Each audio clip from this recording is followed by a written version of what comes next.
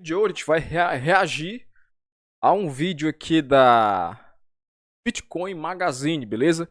Para quem não acompanha, eu recomendo que acompanhe esse canal, que ele sempre dá novos vídeos e tendências que estão acontecendo com o Bitcoin, certo? Os eventos, né, as conferências e até mesmo entrevistas, né, que eles fazem também com outros grandes nomes aí, né, que tá dentro do mercado, beleza?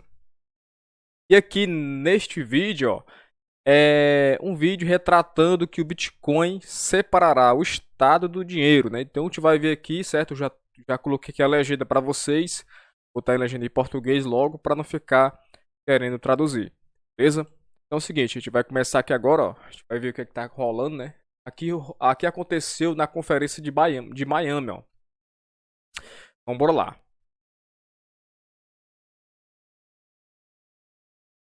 State and money will be separated. Yeah.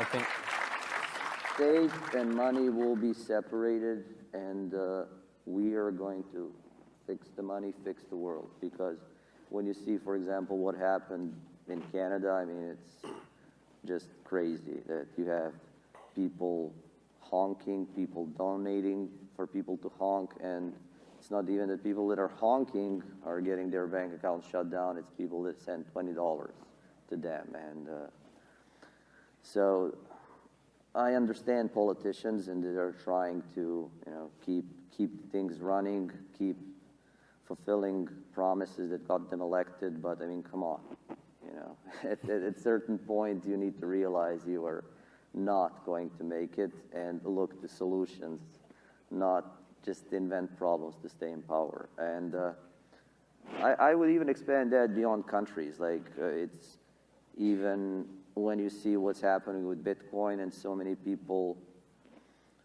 trying to control Bitcoin and narrative around Bitcoin.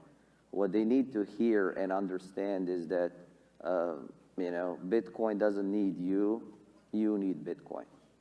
So yeah, like,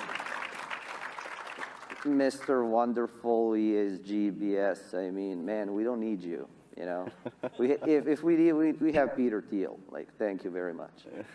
So yeah, thank you. And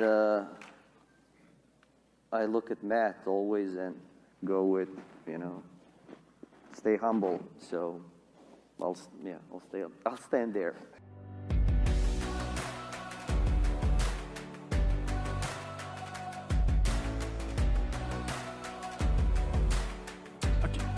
Então, galera, aqui nesse vídeo vocês viram aí, né? Ele retratou aqui os exemplos, né, que acontece quando o Estado cria problemas, né?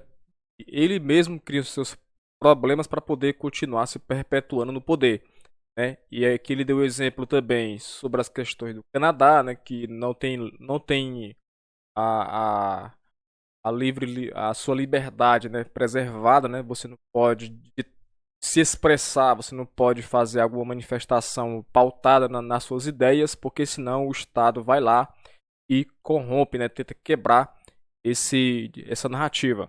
Isso que acontece, beleza? Então tá aqui, esse aqui é um canal muito bom, eu sempre acompanho ele também, beleza? Aqui fala sobre o que, ó, o financiamento do espaço do Bitcoin, ó. É interessante, ó. Aqui a privacidade, ó. Bitcoin privacidade é um direito humano? Bora olhar aqui, bora mais esse vídeo aqui pra gente. Bitcoin e criptomoedas são pirâmides, então é melhor você pensar de novo. A Empíricos, né? Mais uma vez aqui, ó, quer encher o saco do cara, né? Bora ver aqui, ó. Então vou botar pra vocês aqui logo, né? Português, pra vocês não perderem tempo. Ele vai estar falando sobre privacidade do Bitcoin, ó. É um direito humano, né? Bora ver aqui.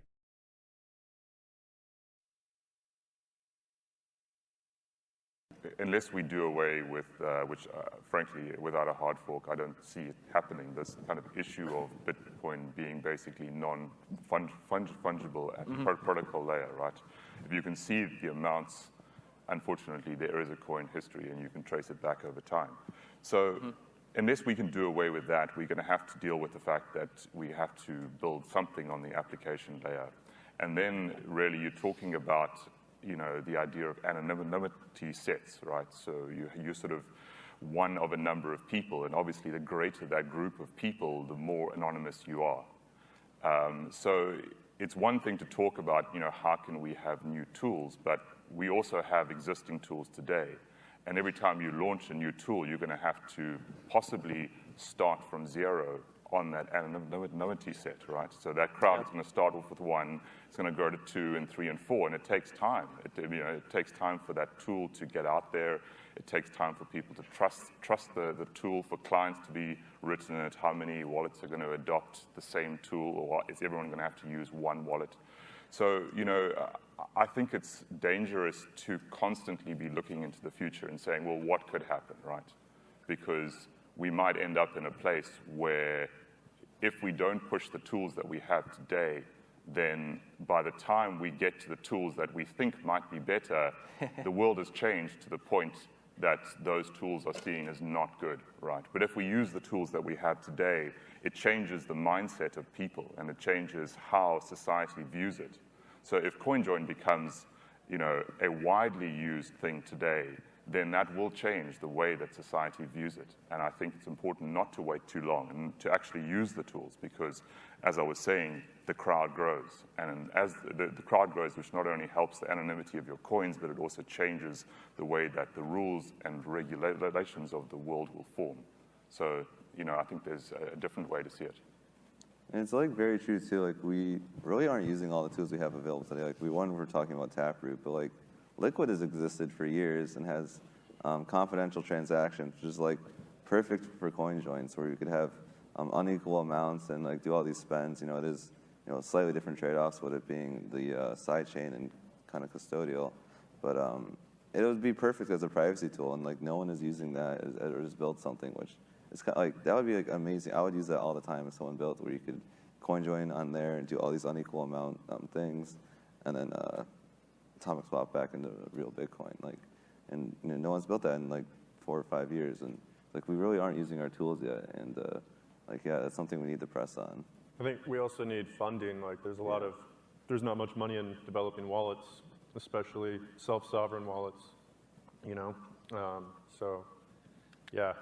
Yeah, it's very few players, you know, helping facilitate the building of these things, but you know, we got some good actors that we're extremely grateful for. Like, HRF both threw us a Bitcoin each at about the same time, and yeah, it's really awesome that we've been able to use those sats wisely and continue to build out our products. So, you know, shouts to HRF and Alex Gladstein and all the good folks over there for supporting us. So that's great. But yeah. Isso aqui é só um, né? Então comente aqui embaixo, se inscreva no nosso canal, comente, tamo junto, beleza? E até a próxima. Outra coisa, hein? Eu fiz aqui, ó, eu tava olhando aqui o Hubble, né, ó, e tinha feito aqui minha conta, beleza? Eu fiz aqui minha conta do Hubble, tá? O nome está Henrique Turok. Henrique Turok. Vocês procuram por lá, eu não sei se aqui vai achar, né? Mas é porque eu não tenho nenhum vídeo aqui.